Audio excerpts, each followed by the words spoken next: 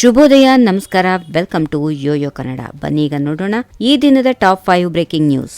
Petrol ಮತ್ತು diesel ಮೇಲಿನ cess ಅನ್ನು ಸ್ವಲ್ಪ ಹೆಚ್ಚಿಸಿ ಅದರಿಂದ ಬರುವ ಆದಾಯವನ್ನ ಕಾರ್ಮಿಕರ ಕಲ್ಯಾಣಕ್ಕೆ ಬಳಸಲು ಉದ್ದೇಶಿಸಲಾಗಿದೆ ಎಂದು ಕಾರ್ಮಿಕ ಸಚಿವ ಸಂತೋಷ್ ಲಾಡಾ ತಿಳಿಸಿದರು. ಕೇವಲ ₹1 ಸೆಸ್ ಹೆಚ್ಚಳ ಮಾಡಿದ್ರೂ ಸಾವಿರಾರು ಕೋಟಿ ರೂಪಾಯಿ ಸಂಗ್ರಹವಾಗಬಹುದು. ಇದರಿಂದ ತೈಲ ಬಳಸುವವರಿಗೆ ಯಾವುದೇ ಹೊರೆಯಾಗದು. ಈ ಆದಾಯದಿಂದ ಕಾರ್ಮಿಕರ ಎಲ್ಲಾ ಬೇಡಿಕೆಗಳನ್ನು ಈಡೇರಿಸಬಹುದು. ಸದ್ಯ ಕಾರ್ಮಿಕರ ಮಕ್ಕಳಿಗಾಗಿ ಸರ್ಕಾರ 3 ವಸತಿ ಶಾಲೆಗಳನ್ನ ಮಂಜೂರು ಮಾಡಿದೆ. ಇವುಗಳ ಪ್ರಗತಿಯನ್ನು ಗಮನಿಸಿ ಮುಂದೆ ಇನ್ನಷ್ಟು ಶಾಲೆಗಳನ್ನು ನಿರ್ಮಿಸಲಾಗುವುದು ಎಂದರು.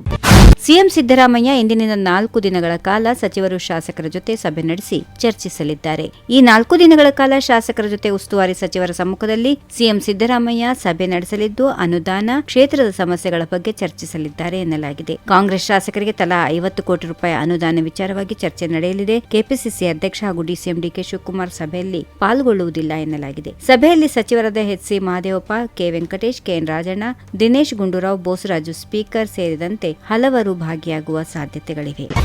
ಮಲ್ಲಿಕಾರ್ಜುನ್ ಖರ್ಗೆ ಸಿಎಂ ಸ್ಥಾನಕ್ಕಾಗಿ ಪ್ರಯತ್ನಿಸುತ್ತಿದ್ದಾರೆ ಎಂದು ವಿಪಕ್ಷ ನಾಯಕ ಆರ್ ಅಶೋಕ್ ಭವಿಷ್ಯ ನುಡಿದಿದ್ದಾರೆ. 1999ರಲ್ಲಿ ಸಿಎಂ ಸ್ಥಾನ ಕೈತಪ್ಪಿದ ಬಗ್ಗೆ ಖರ್ಗೆ ಬೇಸರ ವ್ಯಕ್ತಪಡಿಸಿದ್ದಕ್ಕೆ ಸಂಬಂಧಿಸಿದಂತೆ ಮೈಸೂರಲ್ಲಿ ಮಾತಾಡಿದ ಆರ್ ಅಶೋಕ್ ಖರ್ಗೆ ಸರಿಯಾದ ಸಮಯದಲ್ಲಿ ಕಲ್ಲು ಹೊಡೆದಿದ್ದಾರೆ ಎಂದರು. ಎಸ್ಎಂ ಕೃಷ್ಣ ಅವರನ್ನ ಟೀಕಿಸುವ ಮೂಲಕ ಖರ್ಗೆ ಅವರಿಗೆ ಅಪಮಾನ ಮಾಡುತ್ತಿದ್ದಾರೆ ಎಂದ ಆರ್ ಅಶೋಕ್, ಕೃಷ್ಣ ಅವರ ಪಾಂಚಜನ್ಯ ಯಾತ್ರೆಯಿಂದ ಕಾಂಗ್ರೆಸ್ ಅಧಿಕಾರಕ್ಕೆ ಬಂದಿತು ಮತ್ತು ರಾಜ್ಯದ ಆದಾಯ ಹೆಚ್ಚಿತು ಎಂದು ಹೇಳಿದರು. ಬಿಜೆಪಿ ರಾಜ್ಯಾಧ್ಯಕ್ಷ ಬಿ.ವೈ. ವಿಜೇಂದ್ರ ವಿರುದ್ಧ ಶಾಸಕ ಬಸನಗೌಡ ಪಾಟೀಲ್ ಯತ್ನಾಳ್ ತೀವ್ರ ವಾಗ್ದಾಳಿ ನಡೆಸಿದ್ದಾರೆ. ವಿಜೇಂದ್ರ ಡಮ್ಮಿ ಎಂಬುದು ಪಕ್ಷದ ಹೈಕಮಾಂಡ್ಗೆ ತಿಳಿದಿದೆ.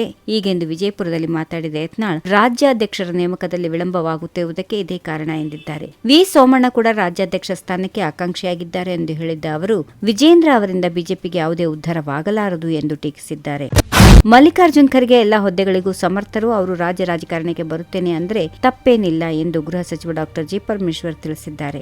ಸಿಎಂ ಸ್ಥಾನ ಕೈತಪ್ಪಿದ ಬಗ್ಗೆ ಮಲ್ಲಿಕಾರ್ಜುನ್ ಖರ್ಗೆ ಅಸಮಾಧಾನ ವ್ಯಕ್ತಪಡಿಸಿದ ವಿಚಾರಕ್ಕೆ ಸಂಬಂಧಪಟ್ಟಂತೆ ಇಂದು ಮಾಧ್ಯಮಗಳ ಜೊತೆ ಮಾತಾಡಿದ ಗೃಹ ಸಚಿವ ಡಾ ಜಿ. ಪರಮೇಶ್ವರ್, ಪಕ್ಷದಲ್ಲಿ ಖರ್ಗೆ ನಿರ್ಣಾಯಕ ಸ್ಥಾನದಲ್ಲಿದ್ದಾರೆ. ಯಾರು ಸಿಎಂ ಆಗಬೇಕೆಂದು ನಿರ್ಧಾರ ಮಾಡುವುದೇ ಖರ್ಗೆ. ರಾಜ್ಯ ರಾಜಕಾರಣಕ್ಕೆ ಬರ್ತೀನಿ ಅಂದ್ರೆ ತಪ್ಪು ಭಾವಿಸುವ ಅವಶ್ಯಕತೆ ಇಲ್ಲ. ಮಲ್ಲಿಕಾರ್ಜುನ್ ಖರ್ಗೆ ರಾಜ್ಯ ರಾಜಕಾರಣಕ್ಕೆ ಬರುತ್ತೇನೆ ಅಂದ್ರೆ ತಪ್ಪೇನಿಲ್ಲ.